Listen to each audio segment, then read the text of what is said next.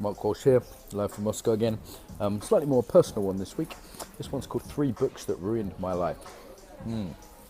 So what we're looking at here is not so much books that ruined my life, though it certainly depressed me or made me hit a wall of reality. Three books that were formative for me, that really unsettled me out of the seat of being central to the universe. This is a kind of Copernican resolution. This is this idea. People used to think everything went round the Earth, and then at some point Copernicus, Galileo, other people came along and said, you know what, actually it's not like that, and that upset people, that turned things on their head. People were persecuted for that. So in my life, this happened around when I was about 16, 17 years old. So when I was 16, I was questioning a lot, like most teenagers do, but I'd fallen in love with this beautiful girl, Sally. Still love you if you're out there. Awesome girl, woman now, and yeah, I was really in that, and then I got heartbroken. We split up. Mostly she left me, I guess you could say, but we split up, and I messed that one up, and still sad. No, not so much, but yeah, that heartbreak really let me go dark. I went really dark. I went, you know what? I'm going to look for truth. I'm really going to search for how things really are, and what I bumped into was moral relativism. And the relativism of what we can know, what we cannot know. So I guess I was kind of really much raised in the scientific materialist viewpoint. Many of us are, even if we don't know it. And then I hit something called the aspect experiment. So the aspect experiment is in some quantum physics, just means the physics of very, very small things. And it turns out that the world is not a series of billiard balls. It turns out that God is playing dice. As Einstein was fond of saying, God does not do that, but he does. So there's a randomness to the universe. There's a way in which we can't know everything. There's a way in which we can't predict something. Now you might be saying, well, yeah, of course things are random, but actually, in the big universe, it's not the case. If I drop this fork, whoop, it's going to go down. If I stab myself with this fork, there will be blood. However, it really unhinged me that at a deep level we're not living in a deterministic universe in that way, that there's a randomness there. So now, if you're not philosophically inclined, you might be like, well, what's the big deal? But for me, it was a big deal, especially combined with the other two. So I read The Selfish Gene by Richard Dawkins. This basically was saying, look, our biology, yeah, great, we have biology, we're just genes, and those genes are trying to replicate themselves. It's kind of one funny view of a human being as a way of replicating genes. But certainly looking at biology in terms of selfishness, the things that might seem altruistic actually have some selfish motivations. No, this isn't, even Dawkins says this isn't an excuse to be kind of hardcore right-wing or nasty or mean, but just actually getting that, many of the things are on a biological level. And if you actually look at how attraction works, if you have a look at how mating works, oh my God, your things about, romantic love and monogamy, those kind of central myths of our culture really get put to task. So that can be profoundly unsettling for people, how we do pair bonding, altruism. So that was the second book. Third book as well, it's a number of books by Nietzsche. So I was studying the philosophy of ethics and values. I had this question like, what should I do? What matters? What is important? So this is what ethics means in philosophy.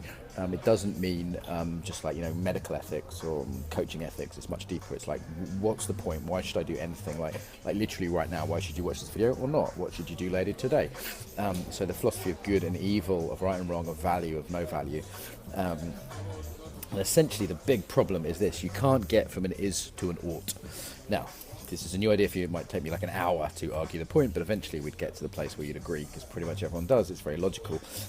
You can say, well, you shouldn't, let's take something like, you shouldn't put babies on spikes.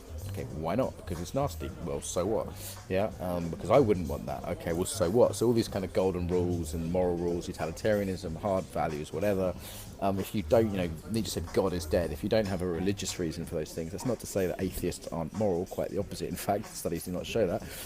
But there is ultimately an underpinning for that. So we have this existential choice. Existentialists, we can choose to act in what could be considered more ethical ways, but there's no actual really good reason for that. Yeah, I know this again, it can be pretty shocking. There's on one level, because in terms of just pure facts, there's no reason to do this and not that. Yeah, particularly if we look at the biology of it, combined with the physics. So what this left me with was this real sense of just like everything was stripped from me, good and bad, and why we do stuff, and combined with the fact that I was questioning the values of my culture at that time. I don't want to be British. I'd started traveling. I'd been to India. I'd been to Israel. I'd been to France. Been to a few places that made me question my Englishness. So I'd come from a village to a slightly bigger town in Cambridge, and everything was stripped away. Everything was stripped away, and I was left in this kind of relativist swamp. I think I've called it in another video. Like, nothing really matters. Nothing's really true. It's all a matter of perspective. There's no ultimate value. Now, pretty depressing, pretty hardcore. Actually, about 10 years of depression as a result of that. I mean, other factors too. I was drinking too much, but it's pretty heavy. I took that shit pretty seriously. If you really look at stuff. What did I do? Well, I discovered that there's another kind of, we can look at mysticism, that kind of deep sense of value as an alternative to religion. Like, God might be dead, but mysticism isn't. Also, we can get to the Buddhist sense of, things might be empty, things might not have ultimate value, and we might not ever be able to know what's ultimately true. But that doesn't mean, on the macro level, we can't be working towards things. Also, this existentialist, humanist perspective I now have, which is like, I choose to give certain things value because it enriches my own life and other people's. Now, that might be ultimately selfish, but we can act in selfishly unselfish ways. Informed selfishness, informed altruism, we might call that selfish altruism. So there was a sort of reconciliations that I had with those. But these are really hardcore truths, and until people hit the biology stuff, the physics stuff, and the philosophy of values and ethics, until people really hit those, you're really living in a child's playground. Kind of harsh, I know, but I almost don't want to make this video because I know if people are going to either resist and go, yeah, but no, trust me, like, genius childhood mind. I was literally a genius. I read every book in the library. I was ordering books in from Cambridge University at 16 years old to study this stuff in more detail, of all the, those things.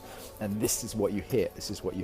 And I almost don't want to tell you because A, the resistance that will come, but B, if you really go into this, you're going to go through some dark times.